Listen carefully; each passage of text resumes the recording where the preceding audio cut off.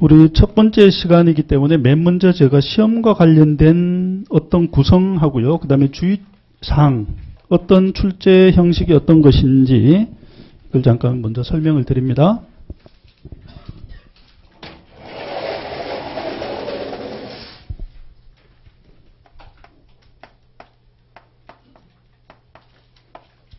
우리 레귤레이션 시험이 비즈니스 로우하고 텍스 두 가지로 구성되어 있죠. 멀티 문제는요. 비즈니스 로우에서 한 30문제요. 30문제 정도 나오고 텍스에서 46 정도. 그러면 합치면 76문제 정도가 출제되고요. 우리 부교재는 없습니다. 별도로 제가 써드리는 겁니다. 시뮬레이션 문제는 비즈니스 로우는 없고요. 텍스에서 8 내지 9, 전체 8 내지 9문제 이렇게 되어 있죠. 그 다음에 이게 테스트 리스트로 나눠지는데 이게 두 개 테스트 리스트로 나눠지고요. 이게 세 가지, 세 단계 테스트 리스트로 나눠집니다. 그 다음에 배점을 보면요. 멀티가 50%고요. 그 다음에 시뮬레이션이 50%입니다. 그 다음에 여기서 중요한 게 시간인데 시간을 어떻게 얼로케이션 할 거냐 이게 중요합니다. 전체 시간이 4시간이거든요. 4시간 중에서 스코어로 본다면 50대 50이니까 2시간 2시간 시간 스코어로 보면 그렇죠. 근데 시간 얼로케이션은요. 스코어하고 상관없습니다. 이건 1.5 시간만 사용을 하시고요. 여기에 2.5시간을 써야 됩니다. 훨씬 많이 쓰는 거죠. 시뮬레이션에. 이거는 1.5시간을 넘으면 안 됩니다. 맥스. 이것보다 줄어도 되고요. 최소 이걸 보장을 해야 됩니다. 빨리 풀고 넘어와야 되는 거죠. 미니멈입니다. 총 76문제를 1시간 30분에 푸는 거죠. 1시간 30분이니까 90분 아닙니까? 90분 안에 76문제를 풀려면 2분이 안 되죠. 1분하고 몇십 초 정도밖에 안 됩니다. 1분 10초 정도 만에 다 풀어야 됩니다. 한 문제를요. 문제 곱하기 1분 정도. 조금 더 시간이 있는 정도죠. 이제 문제들이 긴 것도 있고 짧은 것도 있지만 1분 안에 문제를 푸는 게 쉽진 않습니다. 평소에 훈련이 되어 있지 않으면 시험장에 가서 빨리 풀 수가 없습니다. 평소에 공부하실 때 1분, 즉 한 번 읽고 끝을 내는 습관을 해야 됩니다. 이제 그걸 강조하기 위해서 시간 얼로케이션 평소 훈련을 하셔야 되고요. 이거는 2시간 30분에 풀려면 한 문제에 16분 정도 주어집니다. 16분도 물론 길지 않는 시간이니까 이걸 줄이고 이걸 많이 여기서 많이 시간을 쓰는 게 더 유리합니다. 한 문제 곱하기 16분 정도.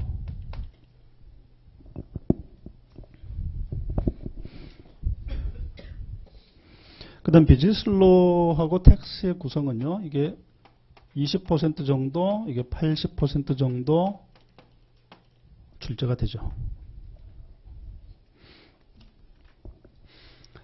그 다음에 우리 시험 대비를 어떻게 할 건지 한번 볼게요. 멀티 문제는 우리 백커 문제를 위주로 합니다. 이 백커 문제는요. 수업 시간 중에 계속 풀이를 합니다. 챕터가 나눠질 때마다 계속 관련 문제를 풀고 넘어갈 겁니다. 이게 100% 풀이를 하고요. 그 다음 제 부교재 문제들이 챕터별로 또 있습니다. 그럼 백커에 없는 문제들을 거기 좀 실어 놓은 게 있는데 조금 어려운 문제들입니다. 이거는 수업 시간에 잘 풀 수 없고요. 시간이 모자랍니다. 홈워크 나중에 다 배우고 나서 여러분들이 다시 한번 복습을 할 때 그때 이 문제를 풀어보십시오. 그 다음에 시뮬레이션 문제는요. 시뮬레이션도 베커 문제 있거든요. 베커 문제는 제가 별도로 녹화를 해놓은 게 있습니다. 따로 이제 제가 혼자서 빈방에서 이 문제만 따로 6시간에 걸쳐서 세 파트로 나눠서 녹화를 해놓은 게 있습니다. 온라인 녹화. 이걸 여러분들이 따로 보셔야 됩니다. 나중에 시험 보시기 뭐 한두 달 전, 마지막 정리를 할 때 그때 한번 보십시오. 시험 전. 직전.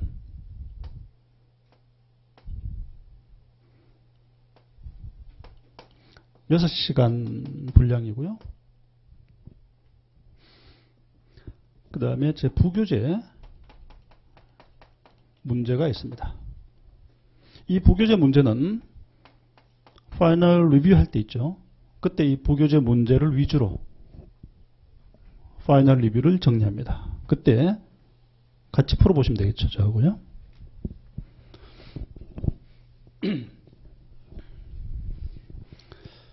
그리고 이 시험을 준비를 할 때 이걸 얼마만큼 많이 봐야 되냐, 몇 번씩 봐야 되는지 이게 중요합니다. 특히 이 멀티 문제는요.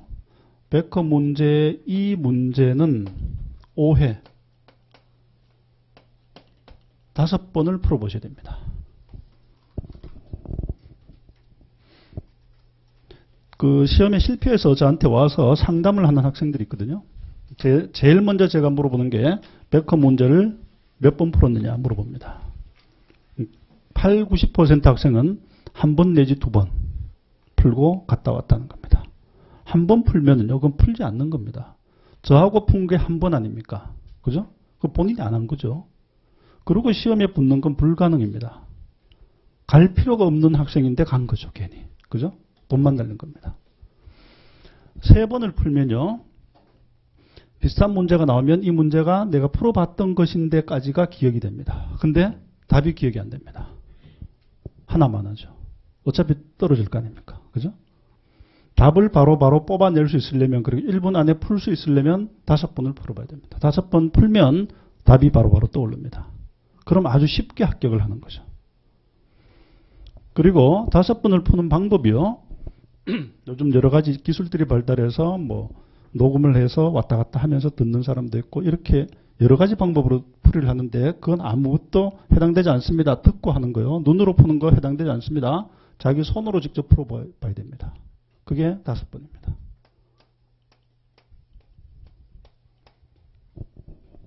눈으로 문제 보고 답 보고 왔다 갔다 하는 거. 그거는 자기 실력이 되지 않습니다. 그리고 한 3번 풀 때까지는 시간이 많이 걸리는데요. 그 다음 추가 풀 때는 시간이 굉장히 빨리 단축됩니다. 그렇게 많은 시간이 걸리지는 않습니다. 생각보다요. 그 다음에 시뮬레이션 문제는 최소 2회독 정도 하시면 됩니다.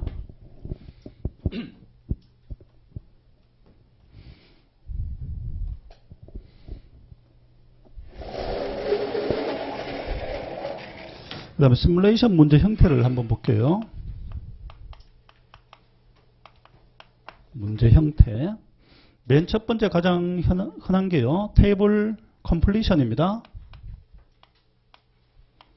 테이블을 채워 넣는 거죠. 숫자로 채워 넣는 거. 그러니까 주관식 문제가 되겠죠. 그 다음 텍스트폼. 최근 들어서 텍스트폼이 많이 등장합니다. 신고서요. 신고서를 뭐 채워 넣는 숫자를 찾아낸다든가 신고서를 작성해 놓은 걸 주고 잘못된 걸 찾아서 새로운 숫자로 고쳐 넣는다든가 하는 거 텍스트폼을 많이 띄워주고 있고요. 그 다음에 다큐멘트 리뷰 시뮬레이션이라고 해서 새로운 형태의 출제 형태거든요. 2017년부터 나온 겁니다. 이거는 기존의 시뮬레이션 문제인데 형태를 좀 바꾼 겁니다. 예를 들어서 소스 다큐멘트를 주는 겁니다. 학생들한테. 뭐 영수증, 리시트 인슈어런스, 보험 증서, 그 다음에 아니면 텍스페이어, 클라이언트가 메모한 거, 손으로 쓴 거, 뭐 이런 것들 있지 않습니까? 원시 서류들, 이런 걸 주고 우리 답을 뽑아내는 것들입니다. 근데 그 형태만 좀 새로운 것일 뿐이지 내용이 우리 안 배운 거에서 나온다든가 그런 건 없다는 겁니다. 근데 그게 다큐멘트를 이해하는지, 근데 그것도 뭐 우리가 미국 사람이 아니라고 해서 이해를 못하는 그런 서류가 나오는 건 아니라는 겁니다. 서류 내용을 보면 다 뭔지 알 수 있는 그런 내용들입니다. 그 다음 리서치. 리서치는 세법 조문 몇 조를 찾아내는 건데요. 검색, 단어 검색을 통해서 찾아내는 겁니다. IRC가 세법이거든요. 세법. 섹션이라는 게 세법 제 몇 조란 뜻입니다. 섹션, 이 번호를 찾아내는 거죠. 그 다음에 셀렉션. 이 중에서 A, B, C 중에서 어디에 해당되는 건지 선택하는 거. 어떤 처리를 해야 되는지 A, B, C 중에서 선택하는 거. 이런 형태가 출제되고 있습니다. 그 다음에 우리 수업 진행 방법을요. 수업 진행 시 주의사항. 우리 수업은 부교재. 이거를 가지고 내용을 정리해 드립니다. 내용 정리를 하고 플러스 백허. 문제 풀이. 멀티 문제죠. 이렇게 수업을 진행합니다. 그 다음에 이제 텍스 과목에 좀 특징이 있습니다. 우리 어카운팅 같은 것은 좀 체계가 있죠. 그죠? 이제 순서도 좀 있고 체계도 있고 논리도 좀 있고요. 근데 텍스는 이걸 어떤 과목, 이게 암기 과목이다. 그 다음 이해를 해야 되는 과목이다. 한마디로 정의를 내릴 수가 없습니다. 모든 게 섞여 있습니다. 숫자도 나오고요.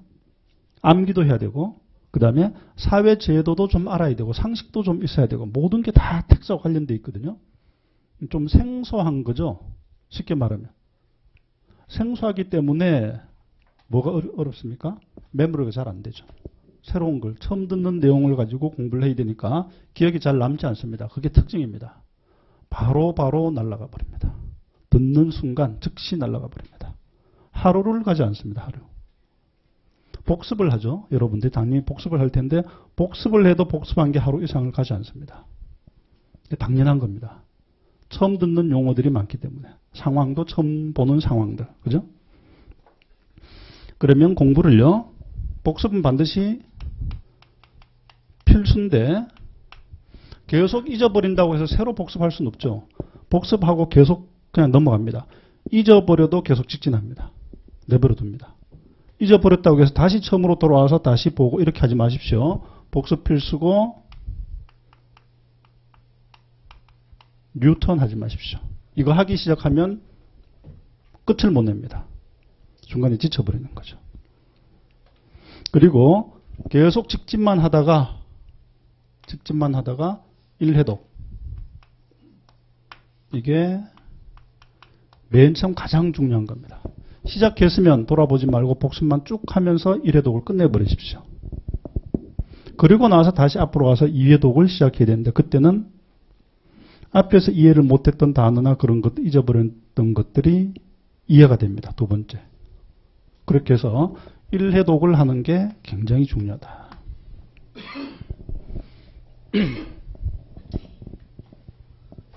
그 다음에 뭐 시간이 좀 있다고 해서 예습을 하는 게 필요하냐? 예습 금지. 오른쪽에 제가 한국말로 번역해 놓은 게 있거든요. 번역해 놓은 건 여러분들이 뭐 단어 같은 게 좀 이상한 단어가 나오면 일일이 찾을 필요 없이 그냥 오른쪽을 시간 절약을 하기 위해서 제가 써놓은 거고요. 그걸 예습용으로 써놓은 건 아닙니다. 예습은 아무런 의미가 없습니다. 시간 낭비. 그리고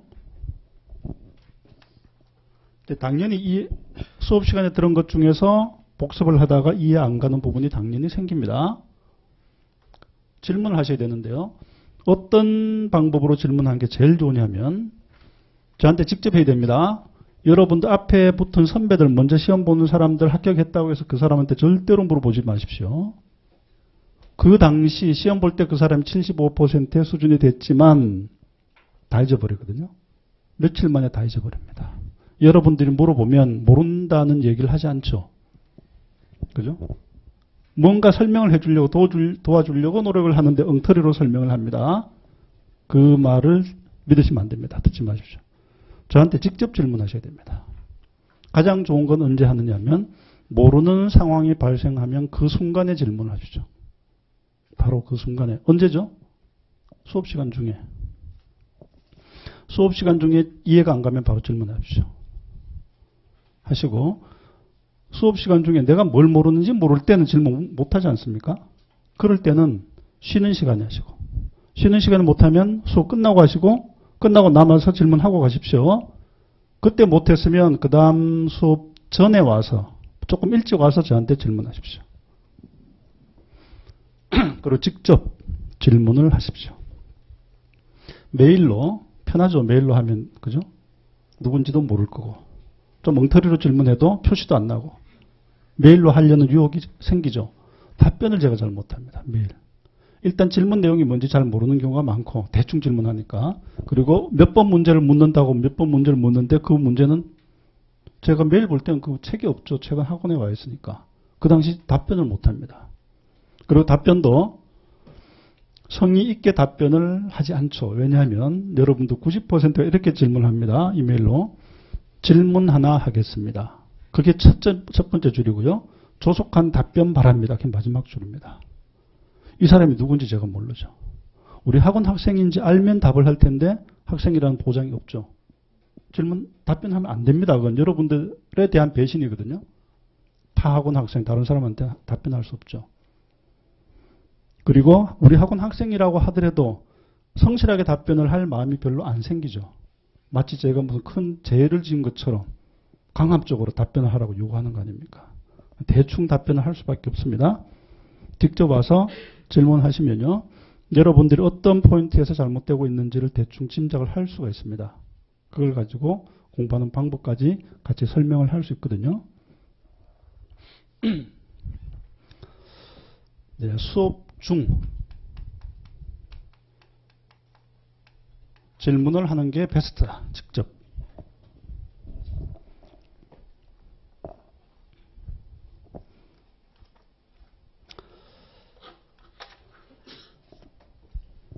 네, 그 정도 수업 전에 설명드릴 건 이거고요. 그러면 제 부교재 있습니다. 그 부교재를 한번 펴보십시오. 14페이지부터인데요. 처음에 일단 1시간 정도는 기본 용어 정도 좀 설명하고 그 다음부터는 시험과 관련된 거 바로 내용으로 들어갈 겁니다. 텍스트를 쉽게 한 번에 붙는 방법은요. 마인드를 좀 바꾸셔야 됩니다. 텍스트 공부하실 때. 대부분 출발을 이렇게 하죠. 텍스트가 좀 어렵고 이게 많이 이제 학생들이 고생을 하는 과목이다 보니까 이제 그런 말들 듣다 보니까 이거를 빨리 시험을 붙어야 되고 시험을 붙기 위해서 내가 이 책을 보긴 보는데 내가 이거 좋아서 보는 것도 아니고 어쩔 수 없이 보긴 본다. 외워야 되느냐? 그럼 외우겠다. 거의 뭐 피해 의식에 사로잡혀서 공부를 대부분 시작을 합니다. 근데 텍스트를 한 번에 붙으려면요. 이걸 궁금증을 가져야 됩니다. 미국은 어떤 종류의 세금이 있고 궁금하게 하는 거죠. 그 다음에 그 세금을 미국은 어떤 방법으로 세금을 계산하는지에 대해서 궁금증을 가지는 겁니다. 처음 출발점을. 그걸 한번 알아보겠다. 배우겠다가 아니고 알아보겠다. 여러분들이 1년 전에 친구들이 여러분들한테 궁금해서 답을 해준 거, 친구들이 해준 거 외웁니까? 외우지 않아도 1년 지나도 기억하지 않습니까? 그죠? 그냥 단지 궁금해서 내 관심사니까 기억하는 거죠. 그죠? 그런 개념으로 바꿔서 한번 공부를 해보십시오. 내가 미국에 갔다면 이런 걸 만약에 벌었다면 세금을 어떻게 계산을 할 거냐. 그런 마인드를 가지고 한번 공부를 해보십시오.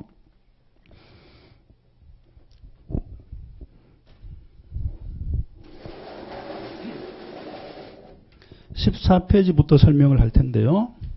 미국 세금의 형태라고 그랬습니다. 표를 하나 그려드릴게요. 부교재는 없는데 표로 보는 게 좀 이해를 쉽게 할 수 있습니다. 미국의 세법 체계 크게 두 가지로 나눠집니다. 첫 번째는요. 미국은 50개의 주가 모여서 하나의 국가를 형성하는 연방제 국가 아닙니까? 그럼 세법이 크게 두 가지가 있습니다. 개별 주별로 세금을 계산해서 걷어들이는 게 있고요. 그 다음에 전체 연방 전체 입장에서 국가 입장에서 세금을 걷어들이는 게 있습니다. 그게 페더럴 텍세이션은 연방 전체 모든 미국인한테 똑같이 적용되는 세금입니다. 그게 페더럴 텍세이션입니다. 연방세법이죠. 각 주별로 별도의 세법들이 또 있습니다. 그럼 그 주에만 해당되는 겁니다. 그거는 스테이트 텍세이션이 되겠죠. 주세법. 크게 두 개로 나눠집니다. 이 중에서 우리 시험 보는 건 이건 보지 않습니다. 다 다르죠. 우리 이거 보는 겁니다. Federal Taxation.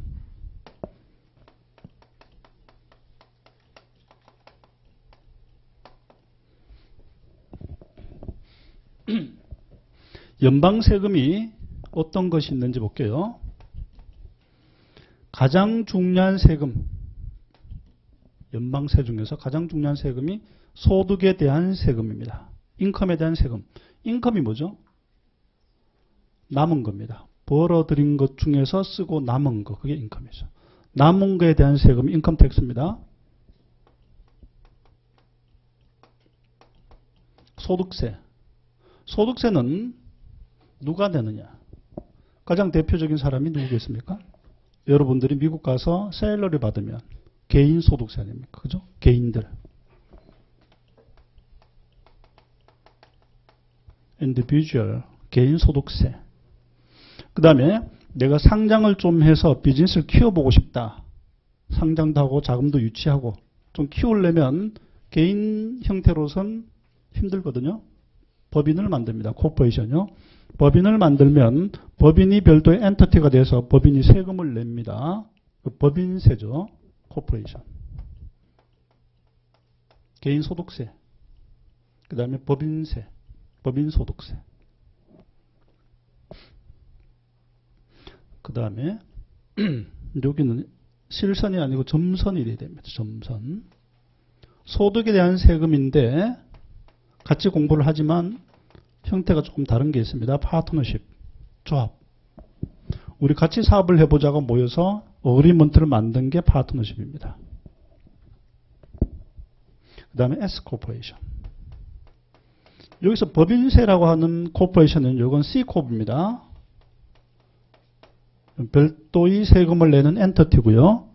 그 다음 코퍼레이션 중에서 S코프 있습니다. 조금 작은 회사, 소규모 회사인데 이 두 개의 특징은 not taxable entity입니다.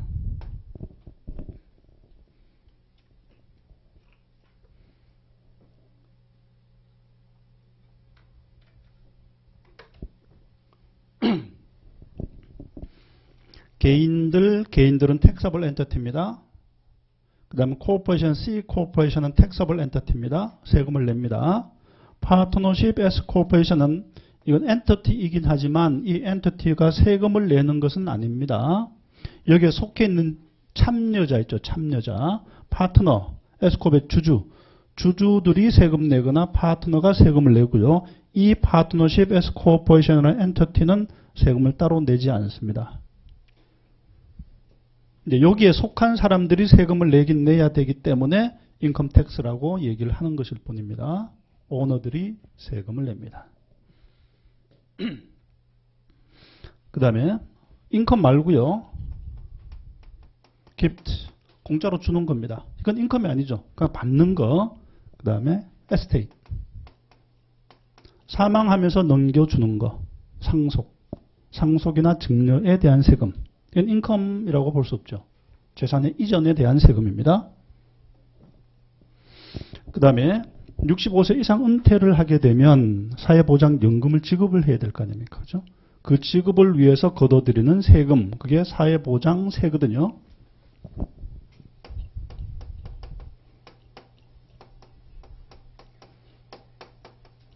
사회보장세. 이것도 연방세금의 일종입니다.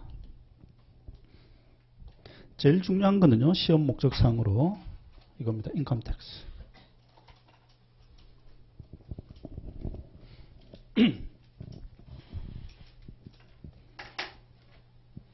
그 다음에 주세법은요, 우리 내용을 공부할 필요는 없다고 그랬죠. 이런 것들이 주세다 하는 것 정도만 알고 계시면 됩니다. 주세 중에서 첫 번째는 똑같이 인컴 텍스가 있습니다. 소득세. 셀러리 벌죠. 셀러리 벌면 연방소득세로 39.6%의 최고 세율을 부담을 하고요. 소득이 커지면 39.6 최고. 그 다음에 주에서도 소득세를 걷어갑니다. 똑같은 소득에 대해서 한 10% 정도 내외가 됩니다. 그러면 39.6 또 10% 하면 거의 50%가 소득세로 빠져나가 버리죠. 그리고 이것도 별도로 냅니다. 추가로 내는 겁니다.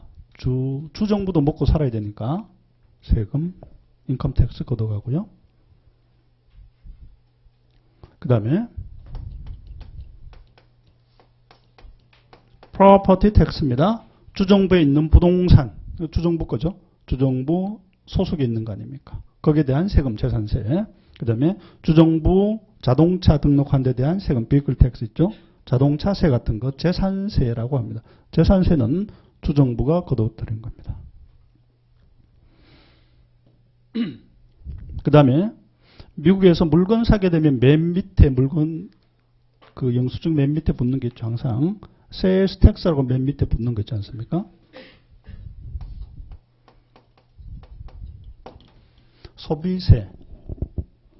각 주정부가 걷어들이는 겁니다. 우리는 이 내용, 이거를 공부를 합니다.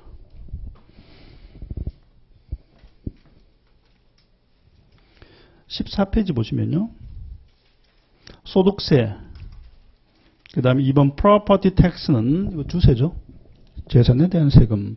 2번에 A 보시면 realty 그랬습니다. realty는 부동산, 빌딩, 랜드요. 그러니까 personality는 동산입니다. 동산 움직이는 거, 자동차 같은 거죠. 이런 세금이 있다. 사망과 관련된 세금 이겁니다. 에스테이트입니다. 상속세. 그 다음에 16페이지 넘겨서요. 기프트 그랬습니다. 증여, 공짜로 주는 겁니다. 기프트는 살아있으면서 주는 게 기프트입니다. 에스테이트는요, 사망하면서 주는 게 에스테이트입니다. 둘 다 뭐죠? 공짜로 트랜스퍼 하는 거, 그게 기프트 아니면 에스테이트입니다. 그것도 중앙정부가 당연히 세금을 걷어갑니다. 그 다음 5번 보시면요. 트랜잭션, 거래와 관련된 세금 대표적인 게 이겁니다. 세일스 텍스, 소비세.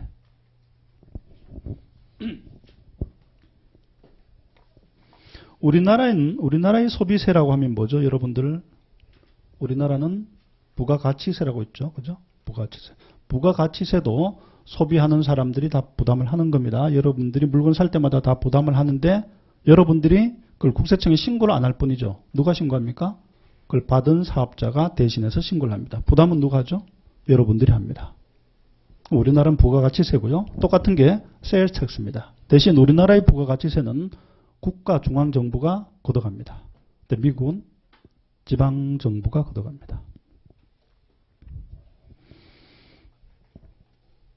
그 다음에 6번 보시면요. employment 그랬습니다. 고용과 관련된 세금. 고용을 하게 되면 셀러리 주지 않습니까? 셀러리를 대상으로 세금을 걷어가는 게 있다 이겁니다. 18페이지 보시면요. FICA 텍스로 했습니다. FICA 텍스는 사회보장세입니다.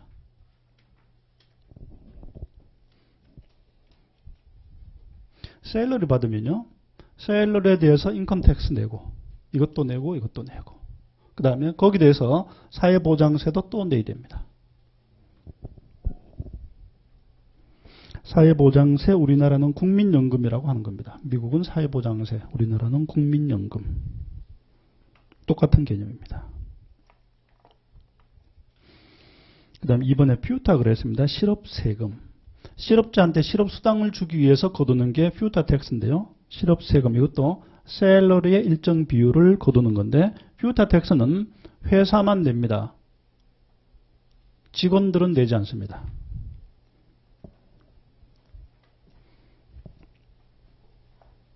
나중에 이 텍스의 내용들에 대해서는 다시 공부를 할 거고요.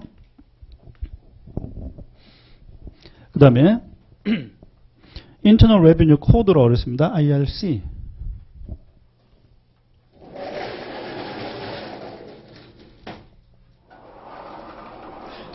미국 국세청을 뭐라고 하죠? IRS라고 하죠. Internal Revenue Service라고 합니다. 미국 국세청, 우리나라 국세청은 뭐라고 하죠? National Tax Office라고 합니까? NTS? 그렇게 얘기하지 않나요? NTS. Internal Revenue Service, 미국 국세청. 홈페이지에 한번 들어가 보셨습니까? 앞으로 이제 가끔 들어가 보실 일이 있습니다. 텍스를 배우게 되면요. 홈페이지에 들어가면 뭐 퍼블리케이션 자기네 간행물 같은 거 이런 거 해석 같은 거 이런 건 찾아볼 수 있는데 텍스트 폼 같은 거 당연히 찾아볼 수 있습니다. 근데 별로 서비스를 하는 건 없습니다. 주고받는 서비스는 없다는 거죠. 일방적으로 주고 찾아봐라. 끝입니다. 우리나라 국세청에 들어가서 혹시 실무하시는 분 있습니까? 우리나라 국세청에 들어가면요 모든 법령 정보가 다 떠 있습니다. 미국은 법령 정보가 없습니다. 뭐 카피라이트 때문에 그런 건지 어쩐지 모르겠지만 해설서는 있지만 법에 대한 자료는 없고요. 그 다음에 질문에 대한 답을 하지 않습니다. 그런 사이트 자체가 없습니다. 그런 기능이. 우리나라 국세청에 들어가면요 질문하고 답변하는 그 기능이 있습니다. 인터넷으로 하면 3일 만에 답변이 옵니다. 인터넷이 부족하다 그러면 서면 질의하면 일주일 만에 답변이 옵니다. 그리고 답변이 좀 부실하다고 생각되면 전화를 합니다. 담당자가. 문제가 없었느냐, 해결이 됐느냐. 우리나라 행정 서비스는 전 세계 최고입니다. 인터넷 답변을 바로 며칠 만에 해준 날은 없거든요. 비용이 있느냐? 없습니다. 무료. 공짜로 다 답변해 줍니다. 그게 진짜 서비스죠. 이건 서비스도 아닌데 서비스라고 그래놓고 아주 형편없는 사이트라고 봅니다. 저는요. 우리가 볼 수 있는 것은 텍스폼을 거기서 출력해서 보는 것. 그것까지는 우리한테 필요합니다. 그 다음에 미국 세법은 Internal Revenue Code라고 합니다. 이게 미국 세법입니다. 미국 세법의 구성은요 조금 특이합니다. 보통은 이렇게 되어 있습니다. 세법이란 건 인컴 소득세 중에서 개인소득세, 법인세, 뭐 파트너십 뭐 이렇게 세법별로 쭉 나눠져 있는데 미국 세법은 특이하게 모든 세법이 한 라인 1조부터 시작해서 한 6천조까지 쭉 수직으로 내려와 있습니다. 그 중간중간에 블럭이 설정돼서 개인소득세, 법인세, 파트너십 텍세이션 쭉 블럭별로 나눠져 있습니다. 그러니까 우선순위가 없는 거죠. 그냥 쭉 일자로. 섹션 1조부터 6천조까지 내려갑니다. 이게 인터널 레비뉴 코드고요. 이걸 나중에 여러분들이 리서치로 답을 할 때 이 코드를 찾아서 답을 하는 거거든요. 그 코드 체계를 눈으로 한번 보고 갑시다. 제가 샘플을 하나를 띄워놓은 게 있는데요. 640페이지 한번 보십시오.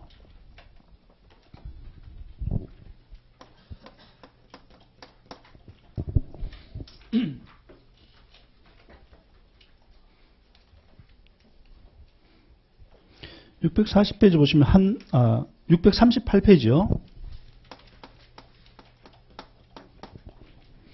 거기 보시면 Internal Revenue Code의 체계라고 되어 있죠. 1조 거기 숫자 1이란 게 섹션입니다. 섹션 1 세법 제1조가 뭐죠? 제목 Individual Income Tax Rate 그랬죠. 개인소득세 세율표 그게 세법 제1조에 있다는 겁니다.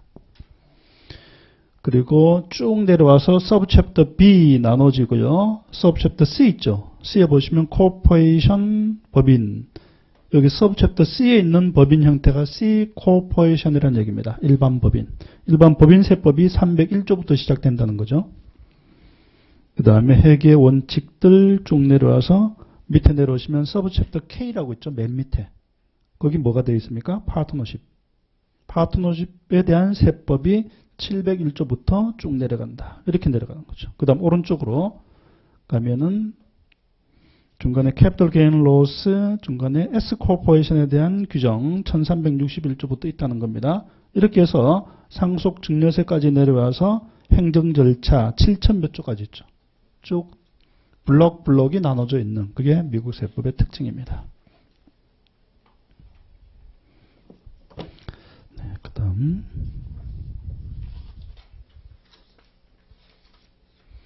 다시 앞으로 와서요. 18페이지.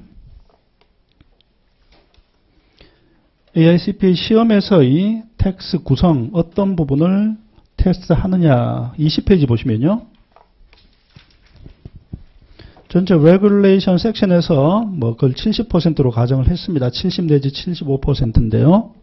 그 중에서 개인소득세 20% 3분의 1, 법인세법이 3분의 1, 파트너십 조합에 대한 세금이 15, 나머지 15 이렇게 구성되어 있다. 어쨌든 모든 부분에서 골고루 출제가 됩니다. 특정, 뭐 중요한 부분 이렇게 나오진 않습니다. 그 다음에 세법 변경을 어떻게 커버할 거냐. 매년 바뀌거든요. 세법은. 특히 이번 연도에는 세법이 대규모로 미국 세법 개정 이래 가장 큰 폭의 세법 개정을 했거든요. 근데 그게 통과가 됐지 않습니까? 통과돼서 2017년도부터 적용이 되면 그 세법의 신고는 2018년도에 신고하는 겁니다. 2018년도부터 적용되면 2019년도부터 신고하는 겁니다. 그럼 여러분들은 뭘 보는 거죠? 1년 6개월 전 거를 보는 겁니다. 지금 2017년도에 이펙티브한 세법을 여러분들이 시험을 2018년도에 보는 겁니다. 1년 전 거를 보는 겁니다. 그러니까 이번 세법 개정하고 여러분들은 상관이 없는 거죠. 그건 내년도 시험 보는 사람들이 바뀐 법을 시험을 보는 겁니다.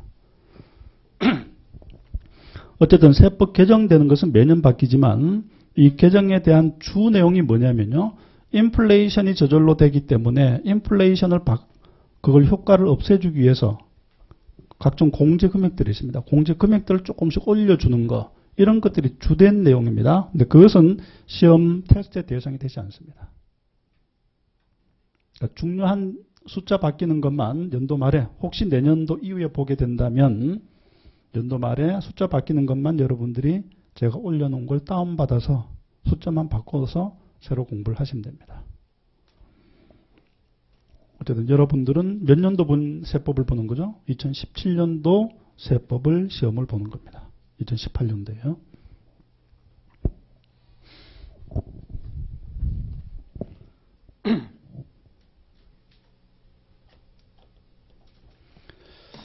맨 처음에 볼게 우리 개인소득세법을 먼저 볼 겁니다.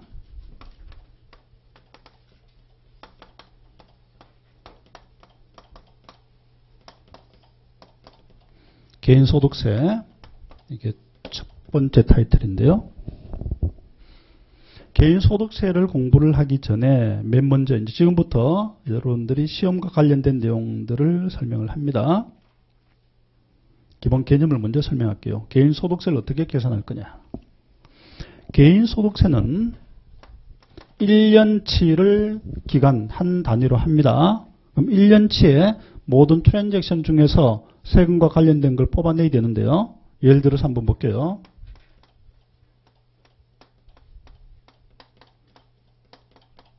(12개월이) 한 단위거든요. 1년 동안의 거래를 가정을 할게요. 크게 둘 중 하나죠.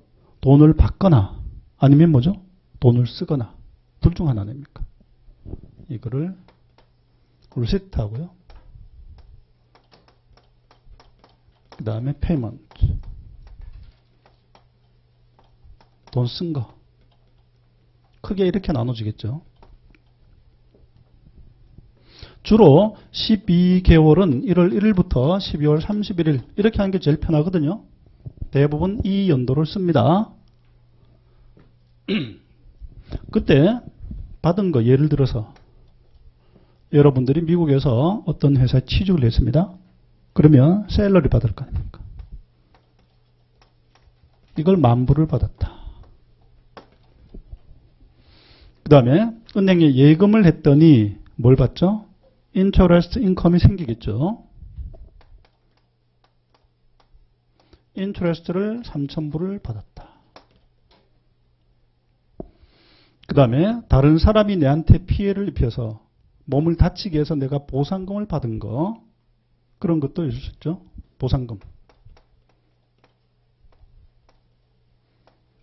데미지 2,000불을 받았다. 가정할게요. 그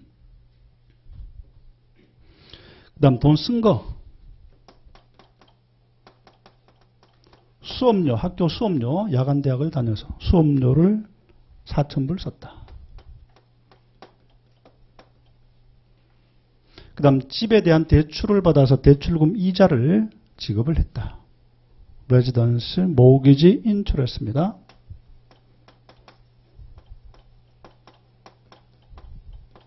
인트레스트를 2,000불 지급을 했다.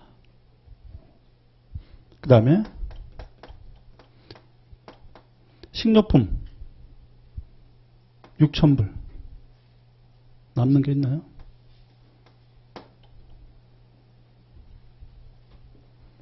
썼습니다. 그 다음에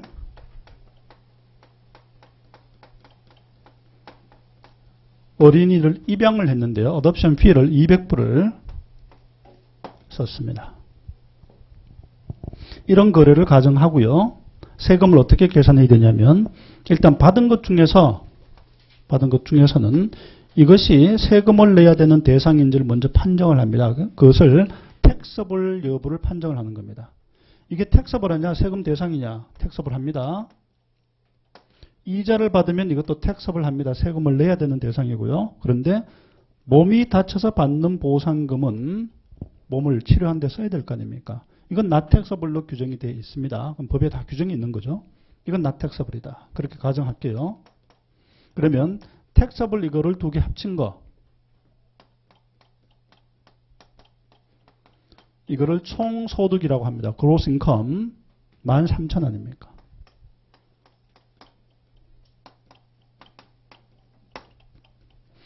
여기 대해서 그냥 세율을 곱해버리면 돈 쓴 걸 하나도 고려를 못 받는 거죠.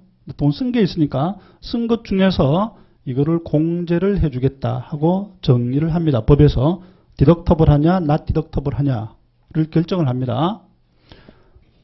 인컴에 대해서 무슨 결정을 하죠? 택서블 여부를 판정해야 되고요. 돈 쓴 거에 대해서는 무엇을 판정해야 됩니까? 디덕터블 여부를 판정을 해야 됩니다. 공제되는지 안 되는지. 이건 디덕터블 하다. 법에서 정해져 있습니다. 이것도 디덕터블 하다. 그냥 집에서 먹은 거 이거는 따로 공제하지 않습니다. not 디덕터블. 일단 여기까지만 볼게요.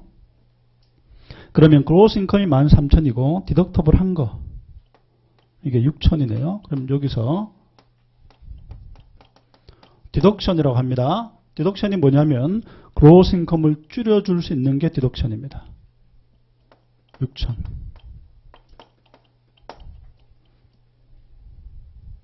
13,000에서 6,000 하면 남은 게 이게 인컴입니다. 이것을 taxable income이라고 합니다. 과세 표준.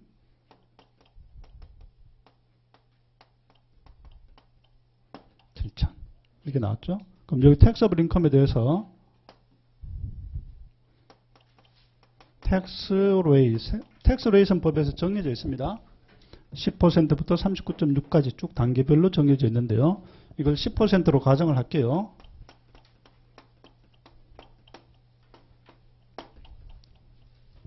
그럼 텍스 금액이 얼마죠? 700이 될 거 아닙니까? 네, 여기서 어덥션 피, 입양을 위해서 준 수수료 200불을 쓴 거, 요거는 법에서 크레딧이라고 규정이 되어 있습니다. 크레딧은요, 이 텍스 계산하고 나서 텍스 밑에서 빼주는 것을 크레딧이라고 합니다. 인컴을 줄여주는 걸 뭐라고 그랬죠? 디덕션이라고 했고요. 세금을 줄여주는 것을 크레딧이라고 합니다. 200. 그러면 500 아닙니까? 이 500이 내가 내야 될 세금입니다. 1년 전체에 대한 세금. 내가 총 내야 될 세금을 텍스 liability라고 합니다.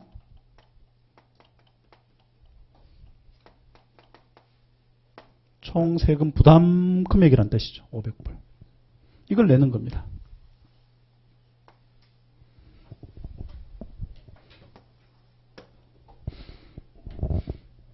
이게 기본적인 이제 개념이 이렇다는 겁니다. 개념이요.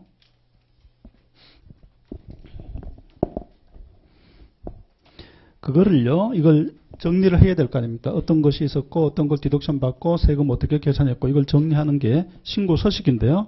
그게 바로 개인소득세 신고 서식입니다. 포뮬러 1040이라고 되어 있죠. 20페이지 맨 밑에 보시면, 거기 박스 있죠. 큰 박스에. 그게 1040의 형식이 이렇게 되어 있다는 겁니다.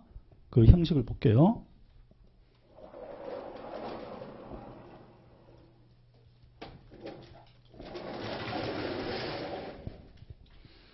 이 주세는 우리 공부 대상이 아니니까 이것만 지워버리고요.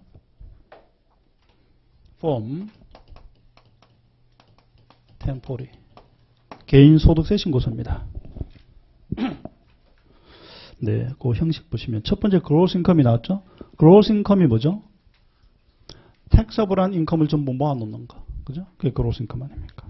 총소득 금액. 그 다음에 그 밑에서 빼준 게 있는데 빼준 것을 디덕션인데 앞에 뭐가 붙어있죠? above the line deduction 그랬습니다. 앞으로 이렇게 얘기할게요. above the line deduction. 여기에 속하는 디덕션 항목이 있으면 이걸 다 합해서 빼줘라 이겁니다. 그럼 gross income이 줄어들 거 아닙니까? 여기에 속하는 항목은 법에서 규정이 되어 있으니까 우리가 배울 거고요. above the line deduction을 공제를 하고 나면 남는 게 gross income이 수정이 됐죠. 그죠? 숫자가 바뀌었지 않습니까? 그래서 adjusted gross income이라고 합니다. AGI.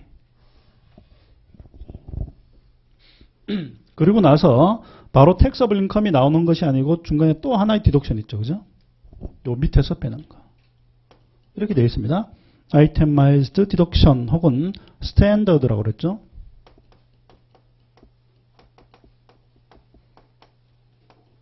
혹은 스탠더드 디덕션 둘 중 하나라고 그랬는데 이 둘 중에서 맥스입니다. 둘 중 큰 거. 디덕션이 above the line 디덕션도 있고 지금 itemized 디덕션이라고 되어 있습니다. 두 가지 그룹이 있는데요. 이거는 그냥 정해진 금액, 법에서 정해진 일정 금액이고 이거는 개인별로 여기에 속하는 디덕션 항목이 있으면 합치고 이것도 합치고 디덕션의 그룹이 몇 개 있죠? 두 가지 그룹으로 나눠지는 겁니다. 돈 쓴 것 중에서.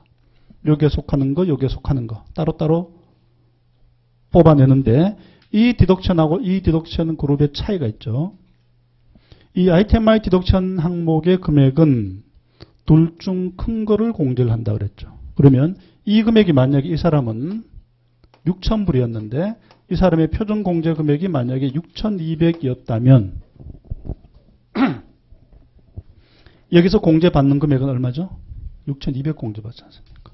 그런 경우는 아이템 디덕션을 열심히 많이 돈을 써도 하나도 공제 혜택이 없죠.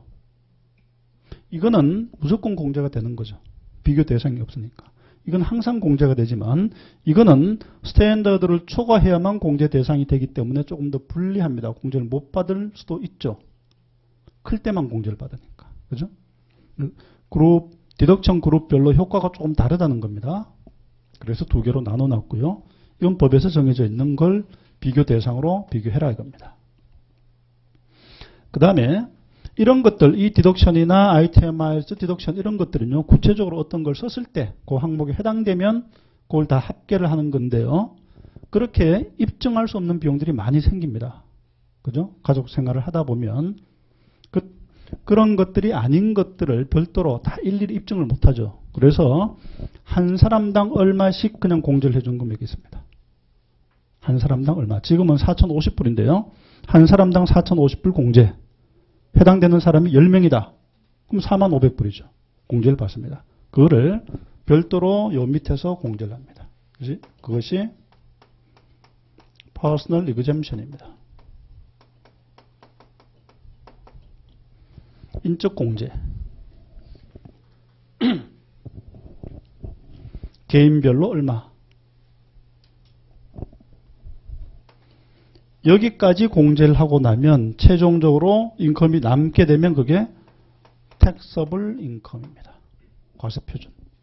taxable income까지 나오는 이게 제일 중요한 과정이죠. 이게 나오면 그 다음엔 여기에 그 사람에 적용되는 tax rate, 법에서 있는 거니까요. 이걸 곱하면 그냥 tax가 나오지 않습니까? 그죠? 그 다음에 만약에 크레딧 대상이 있으면 크레딧은 여기서 빼는 거죠. 세금을 줄여주는 게 크레딧 아닙니까? 그죠? 그러면 텍스에서 크레딧 빼면 이게 뭐라고 그랬죠? 텍스 라이어빌리티라고 그랬죠. 1년치 내가 낼 세금.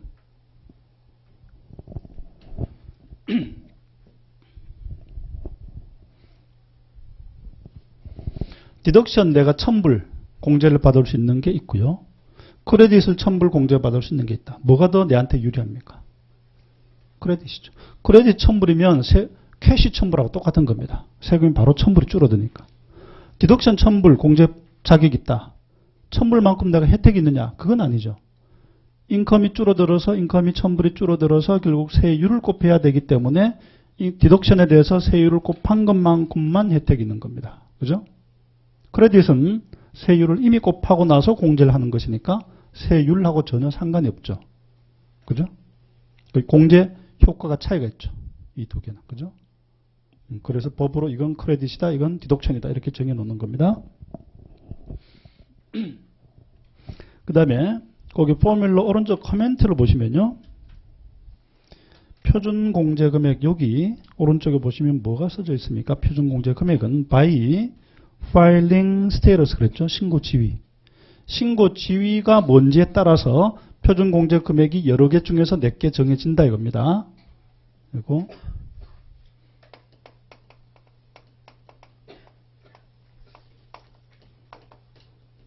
신고 지위라는 게 있는데 신고 지위가 정해져야만 내한테 적용되는 표준 공제 금액이 얼마인지 여기 따라서 달라진다는 겁니다.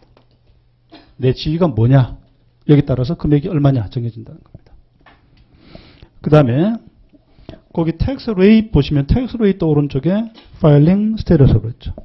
요거 텍스 레이트 세율. 미국은요 개인 소득세 세율이 4가지 종류가 있습니다. 4가지 종류 중에서 내한테 적용되는 세율이 뭐냐 하면 그걸 결정짓는 게 바로 파일링 스테이터스입니다. 신고 지위가 뭐냐. 그럼 문제에서 그 사람의 상황을 쭉 주고요. 이 사람의 파일링 스테이터스가 뭔지를 물어봅니다. 당연히 출제되겠죠. 오늘 파일링 스테이터스 이거 결정하는 방법 이거 배울 거고요. 신고 지위. 그 다음에 인적 공제라고 그랬죠. 4050불 1인당 곱하기 인원수거든요. 누구를 대상으로 할 건지 결정을 해야 될 거 아닙니까? 어떤 사람이 대상이 되는지. 네. 그 다음에 스파우스, 그 다음 디펜던트, 대상이 되는 사람을 골라내야 될 거 아닙니까? 그 인원수를 계산하는 방법. 이것도 당연히 시험에 나오겠죠.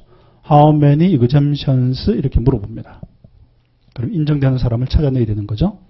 오늘 이거 신고 지위하고요. 그 다음에 exemption의 조건, 공제 조건. 그걸 배울 겁니다.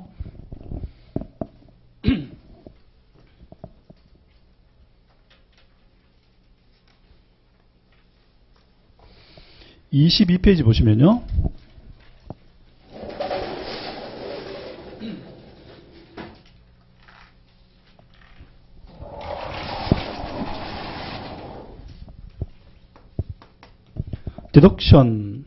디덕션 그룹은 2가지 그룹이 있다고 그랬죠. above the line 디덕션하고 itemized 2가지 그룹으로 나눠집니다. 어디에 속하는지는 뭐가 결정하죠? 법에서 결정을 하는 겁니다.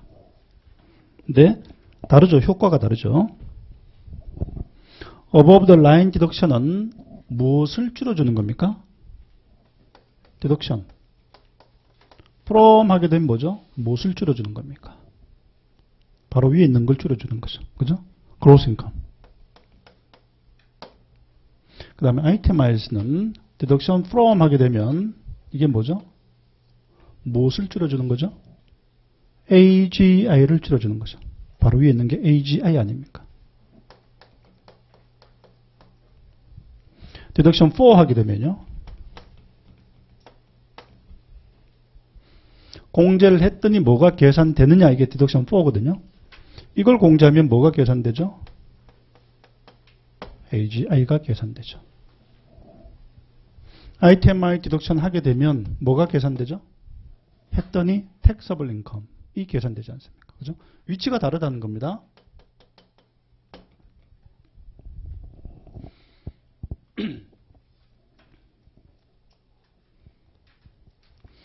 그 다음에 ITMI 디덕션 거기 박스를 보시면요.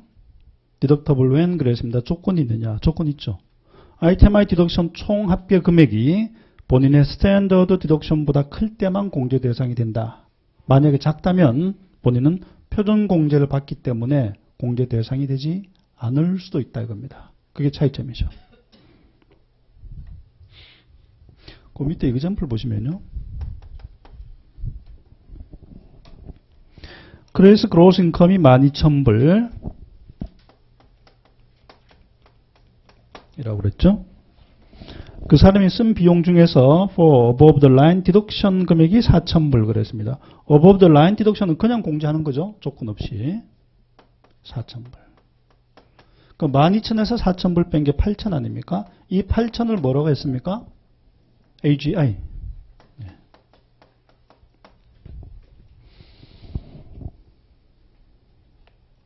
그 다음에 그 사람이 적용받는 표준 공제 금액은 스탠더드 for single 6,200 그랬습니다. 이거 싱글이 뭐냐면 filing status입니다. 신고 지위 중에 하나입니다.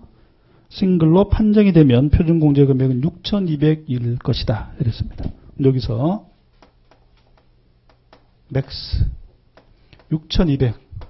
근데 ITMIS하고 비교를 해야 되는데 이건 모르는 거죠. 좀 큰 걸 공제하는 거죠. taxable income before exemption, 인적 공제 전 taxable income이 600불이었다면 이게 600이라는 겁니다. 그럼 8,000에서 6,200을 빼면 600이 안 나오죠. 그럼 이게 공제가 안 된 거죠. 이게 됐다는 거 아닙니까? 그죠? 이게 더 컸겠죠. 그죠? 이 8,600, 7,400이었겠죠. 그러면 이게 더 컸기 때문에 이걸 공제받아서 600이 나왔을 것이다. 이런 얘기입니다.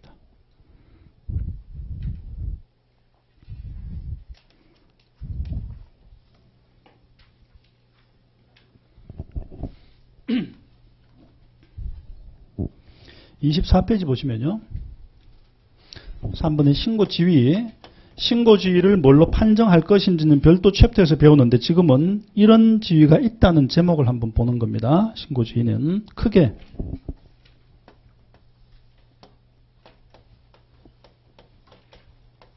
메리드냐, 지금 배우자가 있는 상태냐, 이게 메리드입니다.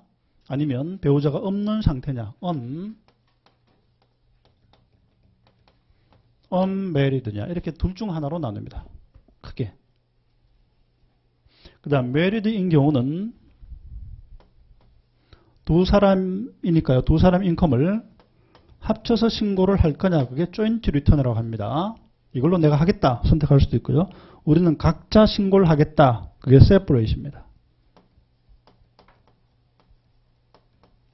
married는요, 기혼자인 경우는 이거 아니면 이거 둘 중 하나가 선택됩니다. 그럼 본인이 선택하는 겁니다.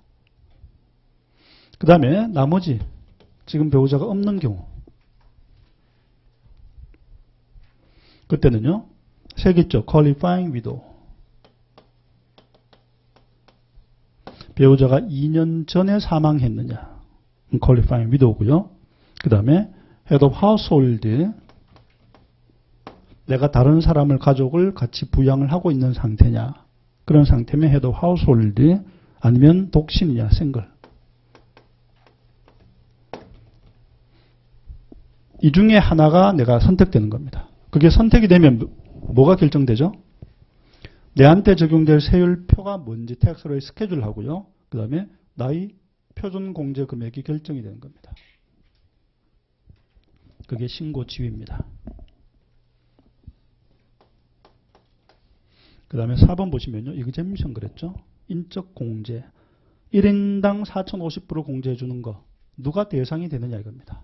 그 대상자는 본인 텍스페이어, 그 다음에 본인의 스파우스가 될 수도 있고요, 안 될 수도 있습니다. 그 다음에 디펜던트 그랬죠. 다른 부양하고 있는 사람 중에서 누가 되는지 판정을 해야 된다. 그게 인적 공제라고 하는 것입니다. 세 가지 형태가 있죠. 조건은 별도 챕터에서 배울 거고요.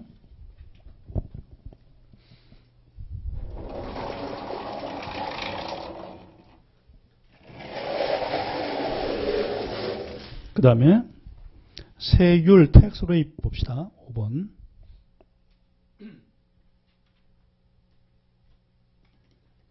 세율표가 몇 가지 종류가 있다고 그랬죠? 그러니까 몇 페이지를 보시냐면 248페이지 한번 넘겨 보십시오.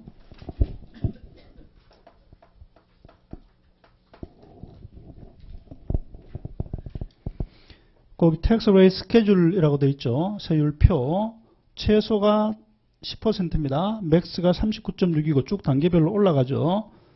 싱글 헤드 오브 하우스홀드, 메리드 조인트리, 메리드 세퍼레이트리라고 되어 있죠. 세율표는 총 4가지입니다. 넷 중에서 내한테 적용될 세율표 이걸 결정짓는 겁니다. 그 결정짓는 게 뭐죠? 파일링 스테이터스입니다. 신고 지위에 따라서 내 세율표가 결정이 된다. 근데 구간별로 10, 15, 25, 28 쭉 텍서블 인컴이 올라가면 세율이 점점 올라가는 형태를 가지고 있죠. 그죠? 텍서블 인컴이 올라갈 때 세율이 높아지는 거. 이게 뭐죠? 프로그레시브 텍스 레이트입니다. 누진 세율.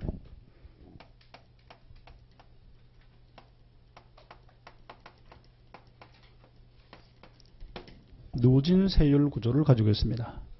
누진 세율 구조에 반대되는 개념이 뭐냐면 텍서블 인컴이 얼마이든 간에 단일 10% 하나만 곱하는 방법. 그건 플랫 레이트입니다.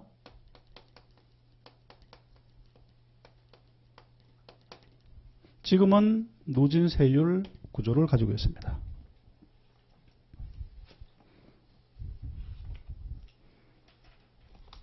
세율표는요. 보는 방법은 알고 있어야 됩니다. 그 다음 페이지 보시면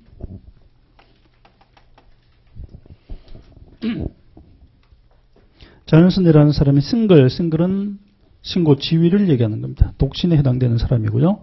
AGI 금액이 4만 불이다. 아이템 마일스테인 스탠더드 금액은 5,600, 6,200불 각각 주어져 있고요. 이걸 기초로 해서 텍스 어마운트를 계산해라. 세율표 주어져 있습니다. 그러면 세금을 계산하려면 뭐를 알아야죠? 텍서블 인컴을 알아야 됩니다. 그죠? 그래 세율표를 곱합니다. AGI 금액이 4만 불이니까 여기서 출발합시다. 둘 중 큰 거를 빼주면 되겠죠? 아이템 마일스테인 5,600 스탠더드가 6,200 그러면 얼마를 공제하죠? 6,200을 공제합니다. 그 다음에 또 하나 빼줘야 될 게 있죠? 맨 밑에서 그게 뭐죠? 퍼스널 이그젬션 별도 언급은 없지만 우리 예상하기로 독신이라고 했으니까 본인만 있다고 가정합시다. 한 사람 아닙니까? 한 사람이니까 4,050불 법에서 정해져 있는 겁니다. 여기까지 공제하고 나면 이게 텍서블 인컴이죠. 이게 얼마가 나오죠? 4만 불에서 6,200 빼고요. 4,050불을 빼면 텍서블 인컴이 얼마가 나옵니까? 29750이 나왔죠. 세율표를 봅시다. 텍서블 인컴 0에서 8925 첫 번째 구간이네요. 두 번째 구간은 36250 쭉 올라가죠. 계속 8925까지는 10%를 곱해라. 이런 얘기입니다. 그 다음에 이걸 초과해서 36250 이 사이에 있을 때는 이 인컴에 대해서는 15%를 곱하고 또 올라가겠죠. 이것보다 커지면 25로 올라갈 수도 있습니다.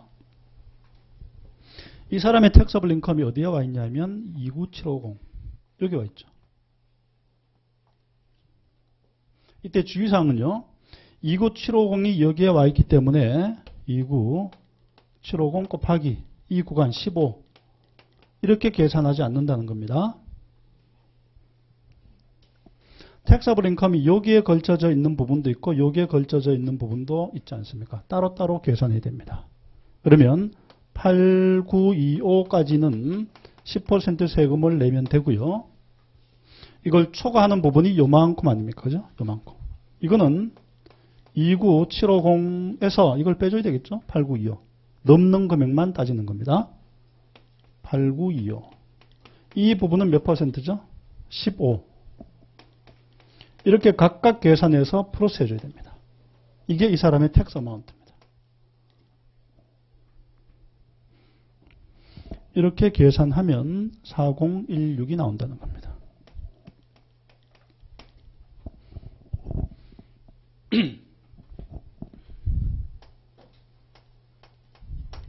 (29750)